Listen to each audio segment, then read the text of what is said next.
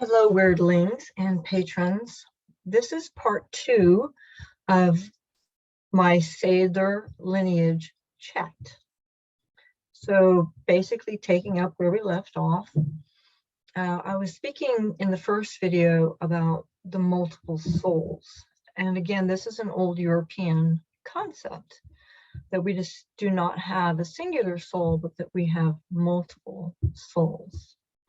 And Seidr folk in particular have a non-human soul. Now, initially, when one's Seidr soul is awakened at birth, it remembers its past lives, the languages that it once spoke, and its experiences from its Seidr or spiritual existence.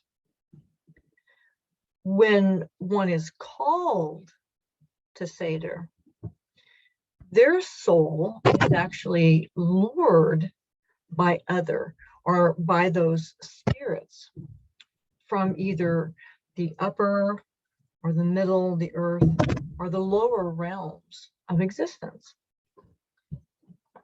This directional calling determines the future Seidr bearer's function. And I think this might be why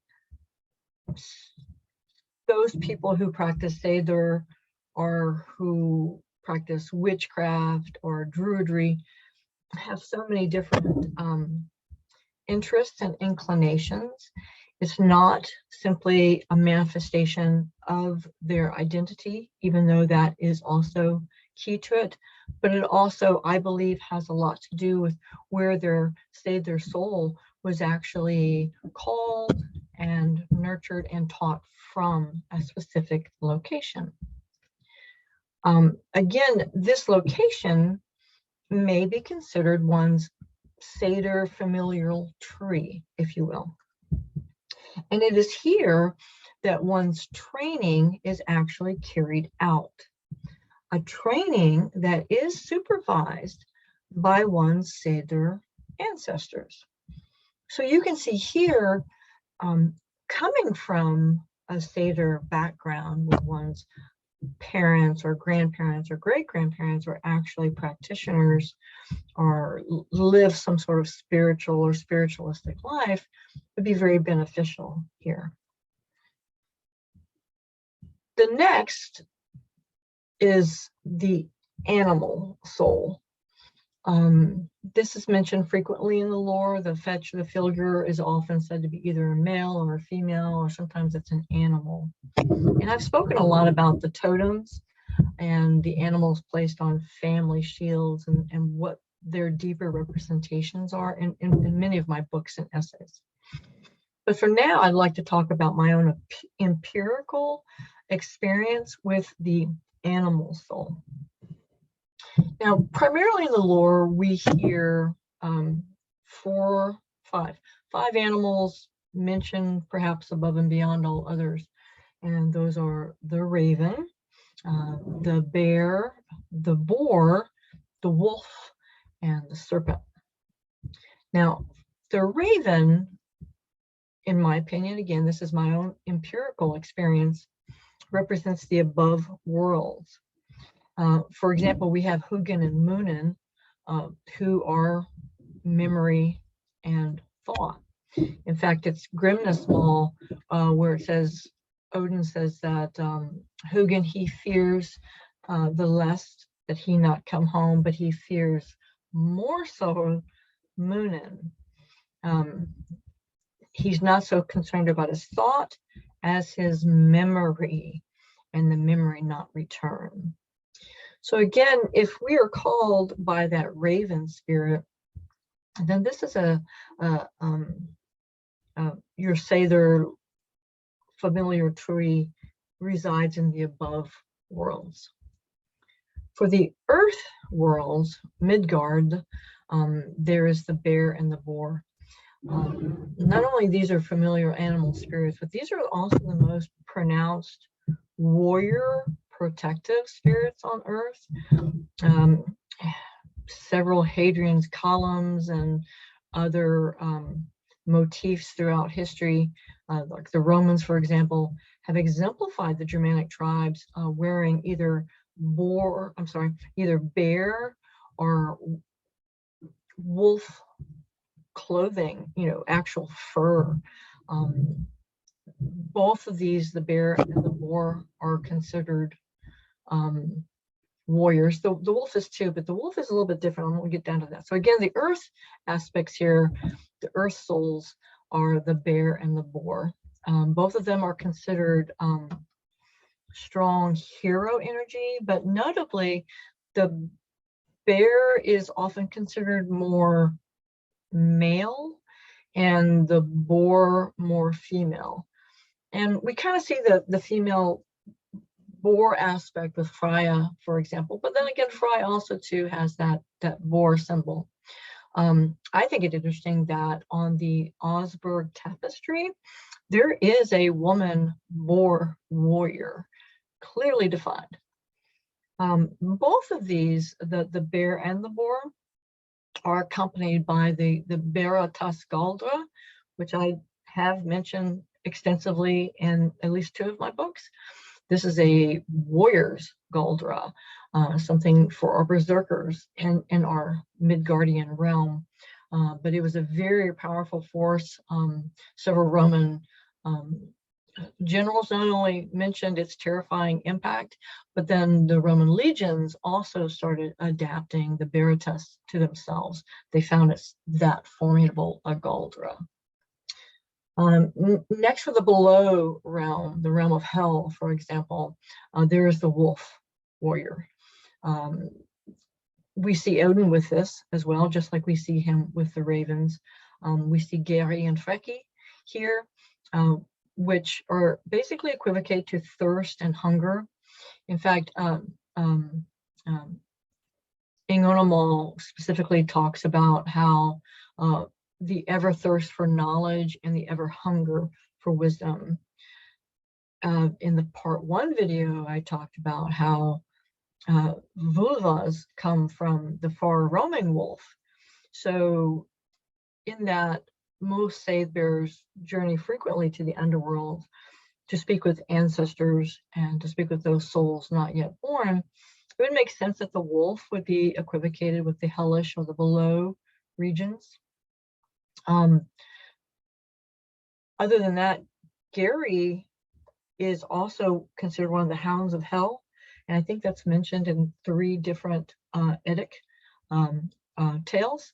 And then Freki is another name for Fenris, the Fenris wolf, which I elucidate a great deal on the hound and the wolf in my very first book, Vulaspa, Seidr is a Weird Consciousness. For the 4th animal, the 5th, I think, the 5th, is the serpent. Another big reference that I really expounded on a great deal in my very first book. The world serpent, Jormungandr, is equivocated with the oceans, and oceans and water in all the lore is considered a plasmic element, and the plasmic element is something I've been talking a great deal about in my Book of Hell series. The plasma element, as we see, like, for example, all the worlds, according to the charts that have been created by like Snorri and others, are conducted via river crossings or bridges that go over rivers, or rainbows, which is like an airy element, but also a watery, misty element as well.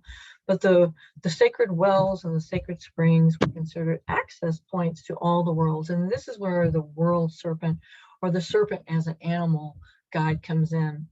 So where we have the above Asgardian, if you will, references with the raven, and then we have the bear and the boar references on Midgard, and then below in the hellish realms we have the wolf.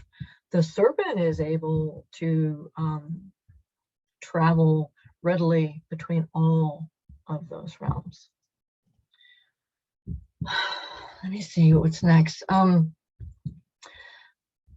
hear a lot in the shamanic communities about soul sickness, but I don't hear a lot of references to spirit sickness. Now, one could possibly equivocate and say, sure, soul and spirit are the same thing, but they're not.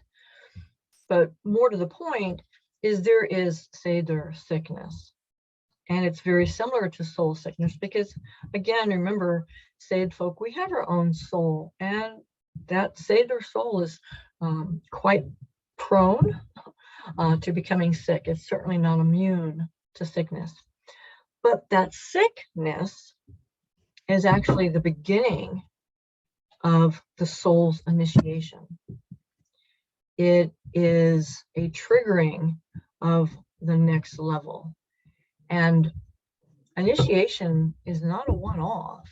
I mentioned this in part one, that this is not a singular event that occurs, but an event that happens over and over again. We die and are reborn and torn apart and disassembled and reassembled time and time and time again. So that initiation is ever ongoing.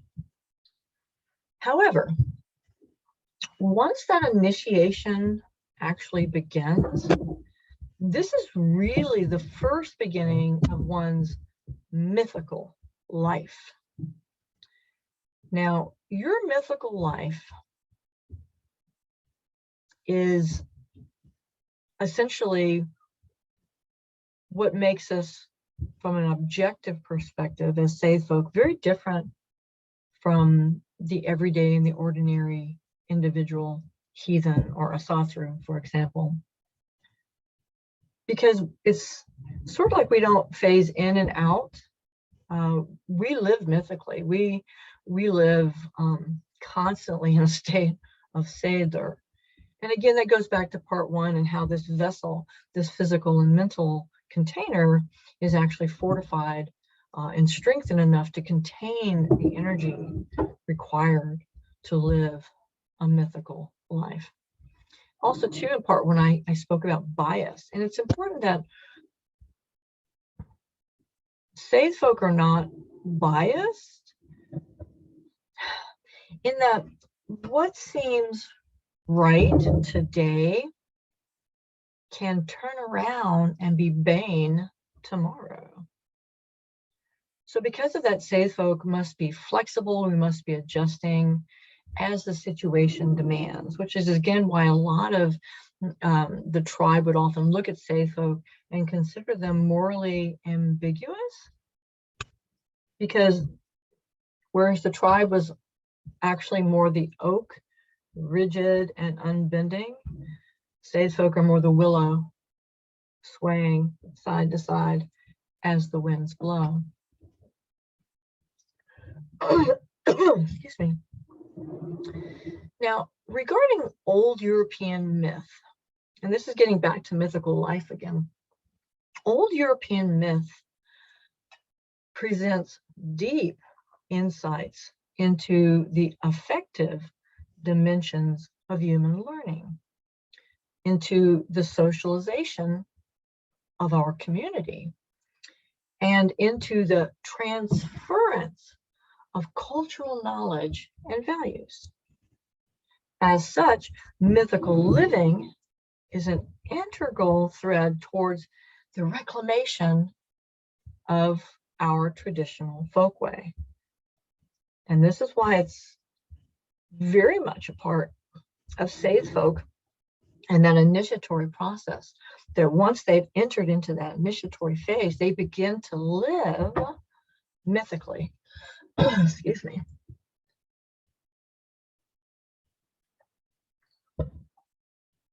Now, Seidr folk are the very root foundation of tribal culture, just as you would see the Norns thriving and communing at the very roots of the world tree. Seidr folk are the ordered understanding and meaning of human, ordinary, everyday existence. This occurs through their own higher mode. So needless to say, if the Seidr bear has not acquired a higher mind, then they won't be able to access clearly or connect strongly with mythical living. And then they will not be able to convey the ordered understanding and the meaning of human existence to their community. So those who live the mythical life, again, this brings about physiological and contexting processes. It brings about that change I spoke about in part 1 of the body and the mind. And again, this is just a conversation personally between you and I, because those individuals who do not practice Seidr, who may look upon it as simply an interest or a fascination, they're reading it from an objective perspective. They're talking about it from an outsider's perspective, not from an insider's perspective. So as Seidr bearers, our stories, our mythology reflects aspects of the way our ancestral mind organized and remembered information. Deeper still, it reflects the topographical and linguistic aspects of the human spirit itself. This mythical life, which again begins with the Seidr initiatory process, does include storytelling, the actual recitation and relation of these tales. But the current beneath that is a narrative truth. Again, important for the fortification and the reclamation of our folkway today. Now, each tribe across the globe, each people across the earth have created vehicles for skillfully and creatively accessing the inherent energy contained in their body and mind. Today, we call this myth. So through recitation and expression, the Seidr bearer actively brings their tribal body of myth alive and makes its lessons relevant to their community, all while keeping true to the core meanings and values. And I can kind of segue off here a little bit about those individuals who consider themselves Seidr folk, who are bringing in outside elements. We must maintain the core meaning and core values of our folkway in order for it to continue to remain Seidr. So back on topic again, Seidr folk are tribal teachers who continually to improvise, reorganize, and recreate the particular elements of a myth to aid the understanding of their audience, to aid the understanding of the situation, and to aid them in their own personal expression and experience. When a Seidr bearer's initiation has begun, and they begin to think and live mythically, when they actively engage with the myths, when they actively identify with the myths, then not only do they begin to remember, but they remember, and are thus better able to share that experience with their community.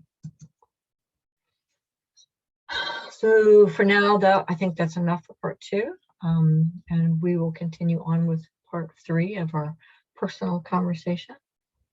Until such time, as always, remain happy, remain healthy.